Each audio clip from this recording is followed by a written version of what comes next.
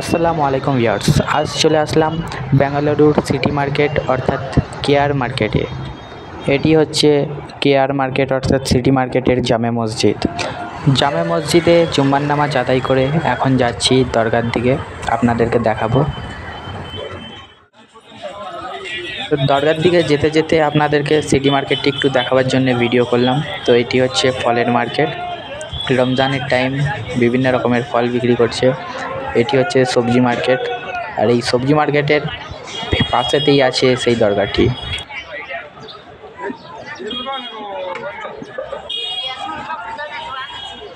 চলে আসলাম দরগায়ে হজরত সৈয়দাইনি বিবি আম্মা জান রহমাতুল্লাহ আলাইহা মাজার শরীফে। এটি হচ্ছে মাজারের গম্বুজ, সবুজ গম্বুজ। ঠিক এই গম্বুজের নিচে আরাম করছেন হজরত সৈয়দাইনি বিবি আম্মা জান রহমাতুল্লাহ আলাইহা। তো দেখুন, খুব সুন্দর মাজার শরীফটি। এনার সম্পর্কে বিশেষ কিছু জানকারি নিতে পারিনি, এখানে খাদেম সাহেব ছিলেন না।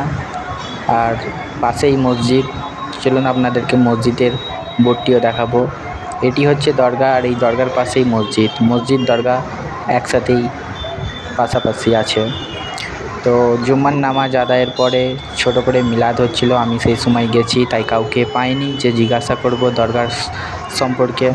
সবাই মিলাদে বসেছিলেন, তাই আমি ভিডিও করে চলে আসলাম।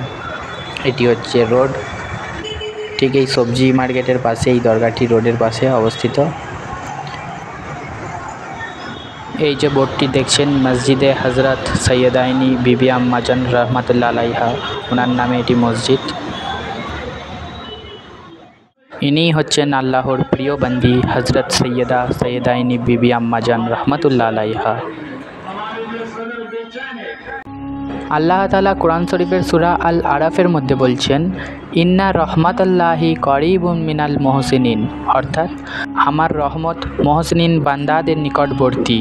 অর্থাৎ আমরা অলির দরবারে এই জন্যেই আমরা আসি, কারণ অলির দরবারে রহমত আছে।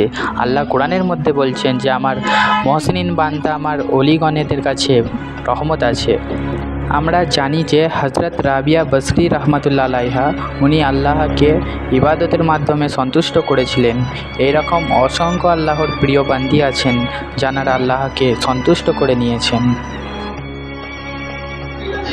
फातिमातुल ज़हरा अपने बच्चों का क्या ख्याल रखती है? बेटे मेरे से भी अपनी जान से पूछ लेना, मामा जान से पूछ लेना, बाबुल इल्म से पूछ लेना। बाबुल इल्म के पास गए हैं, मौलाना कायनात सल्लल्लाहु अलैहि वसल्लम की बारगाह में बच्चे पहुंचे। अरे नाना जान, ये तो बताएं इमाम हसन की तख्ती अच्छी है या इमाम हुसैन की?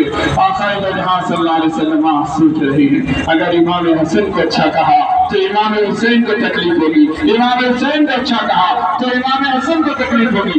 अभी सोच रहे और अपने कायनात को जिब्रील को भेजा, आज जिब्रील जाओ मेरे महबूब कश्मकश